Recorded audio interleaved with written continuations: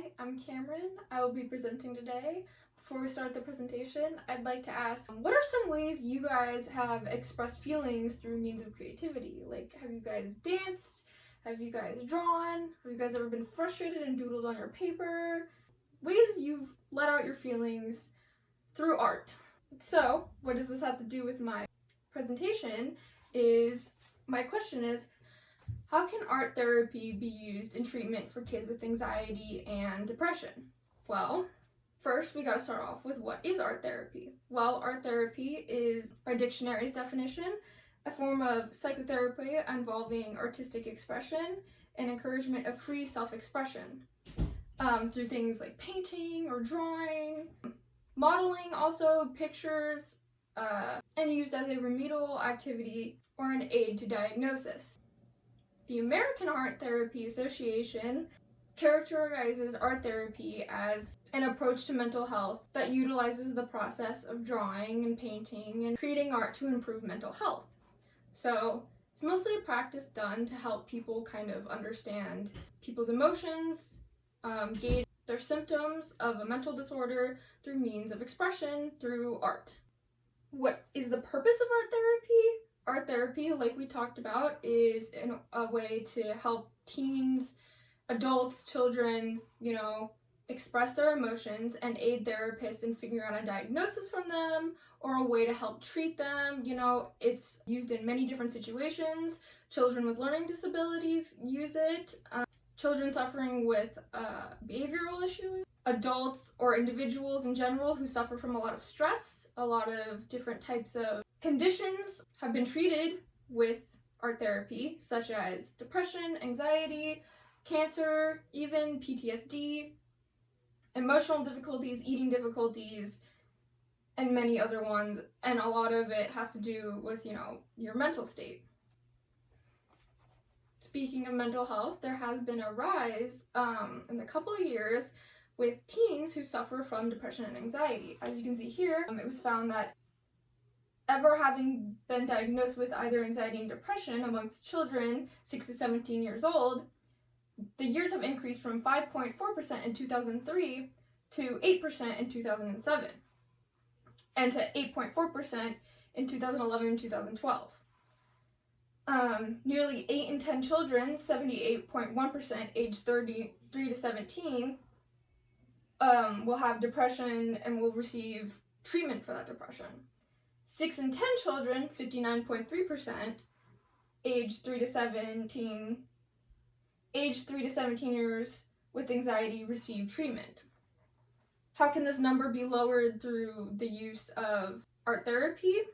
Well, art is a positive form of expression that allows for positive reinforcement of the teen's feelings, and allows the teen to put their possibly hard to explain feelings, because most teens have struggled in talking about their feelings. It allows for an outlet that creates a picture of what their emotions can be.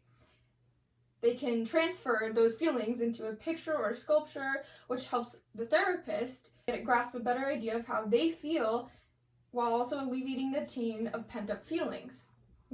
So it allows for the therapist to gauge their symptoms, gauge how they feel, while also allowing for the act of creating art, coloring and painting, moving clay around is also in itself therapeutic. What I did for my experiment is I interviewed one of my friends for 3 days, and I gave her prompts that I found on a website from art therapists that use these prompts, and I gave her some of these prompts. She was clinically diagnosed with depression and anxiety, and I had her do art, and I tracked how, and I would always come back and interview her about how doing the art made her feel, and what her art is about, and how it made her feel after doing the art, and how she felt at the beginning of the experiment and how she felt at the end of the experiment. I supplied the sketchbook and everything, so let's get into the video. Okay, so today we're talking about anxiety and depression and what it's like living with that with someone who has it, has been clinically diagnosed with it, and also how art is going to help that. And that's basically my experiment. We're gonna have Thea here be doing art for us for about a week or 3 days. But first, let's, kind of get an idea about what it's like to have depression.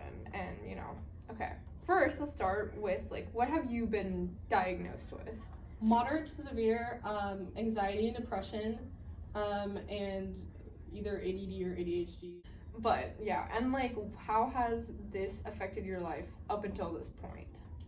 Well, it was estimated that I started experiencing depressive symptoms in around 4th grade.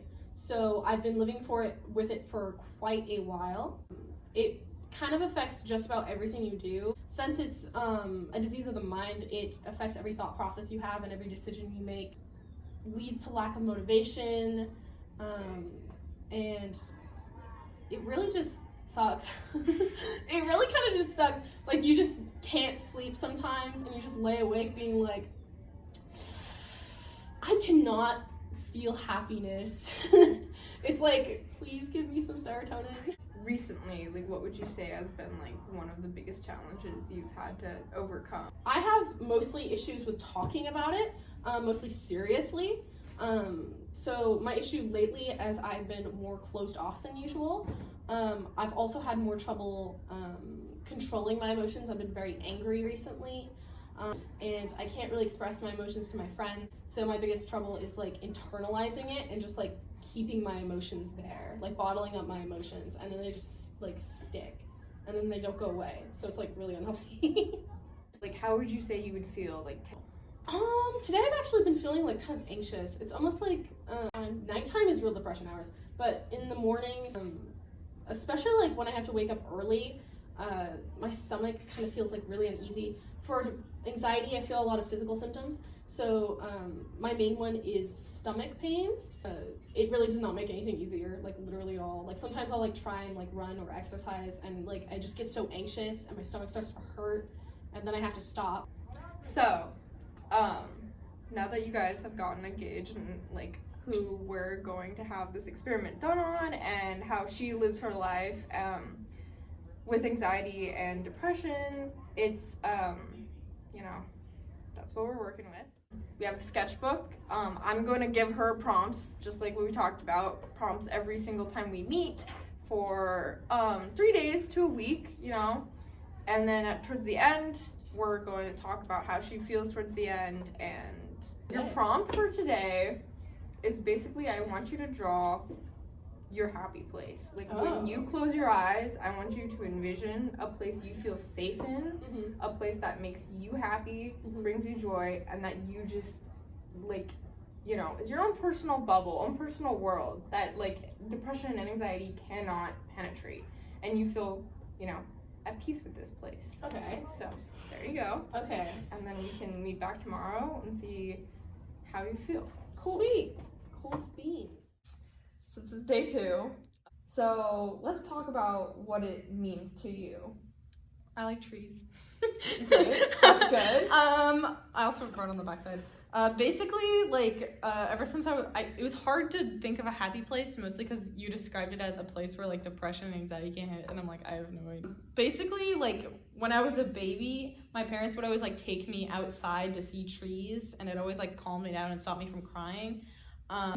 Drawing trees would probably be the best option. So I drew a yellow tree because during late autumn in my neighborhood, the trees turn yellow and they're really pretty.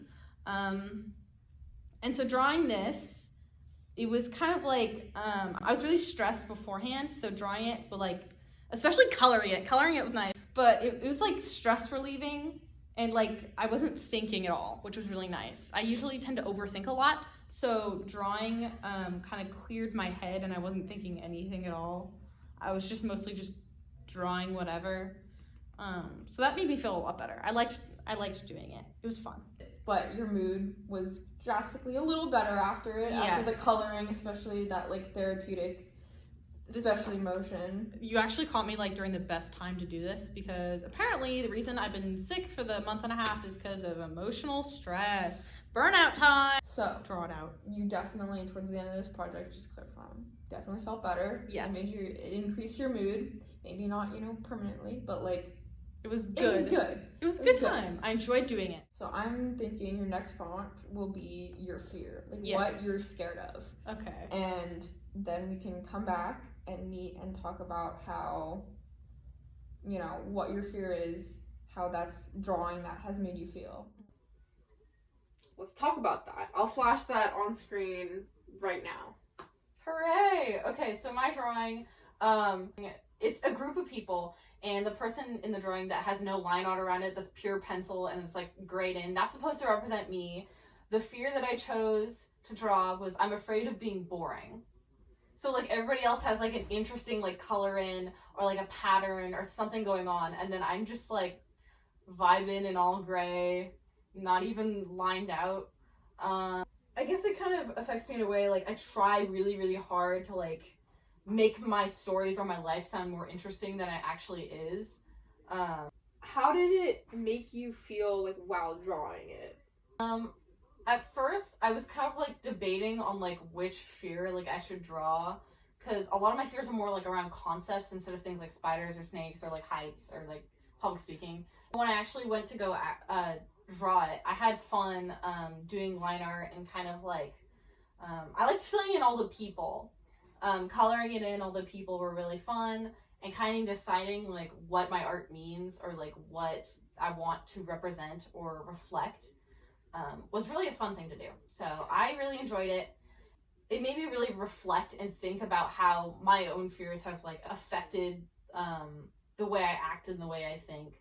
How did you feel before you drew it? And how did you feel after you drew it? Before I drew it, well, I've been going through like kind of an emotional break. Like I've been to the wellness center, like been crying a lot. Anyway, so it was kind of nice to get a lot of these negative feelings out. But afterwards, it was kind of nice to see something finished. Mm-hmm. To see like my emotions finalized. It's almost like validating to be like, yes, this is what my emotions are. Here I am depicting it right here. Like emotions are like so abstract. But when you finalize it or like show it in that way, it's so much easier to like understand it and look at it. Yeah. So it makes it easier to like look at. Well, that's good.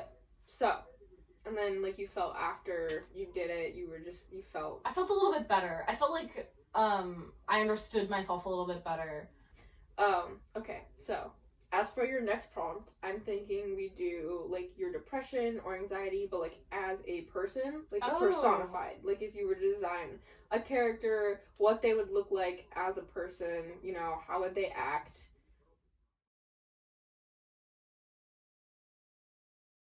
So because my video was 8 minutes 15 seconds long, I didn't want to go over the time limit.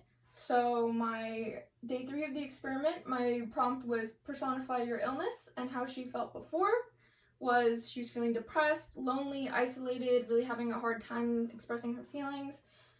The image she made was a silhouette of herself, and she drew the silhouette as her personified illness because she didn't want to express herself in like detail to kind of express her unhappiness being in a depressive state. After drawing, she felt a bit better, relieved to figure out a way what she was going to draw and express in a way that didn't frustrate her. And though I thought it was kind of funny to look at the silhouette and imagine it saying you're sad to her, she was kind of self-reflecting. And it gave her a new perspective of herself and made her laugh, made her realize how funny it is to herself to imagine her to herself saying you're sad. You know, brought a new revelation to her. At the end of the experiment, my subject felt validated in her feelings when drawing. It definitely helped her visualize her feelings at the end of the experiment. She felt like this was something she would do again. It really helped her have a sense of accomplishment, which really helped with depression, because depression can be inhabilitating and hinder people's like will to do anything. And it really helped with her anxiety because of how therapeutic the strokes were, and it kind of let her mind wander rather than be so overwhelmed. What I learned was anxiety and depression can be mentally and physically inhabilitating. The action of coloring and lining, doing line art, promotes a sense of calm. The repeated motions allow for the client to relax and not overthink their actions, which is something that happens in people who have anxiety. Physical art allows for the client to visualize their feelings for a better understanding of their emotions. Seeing it on paper helps, understand.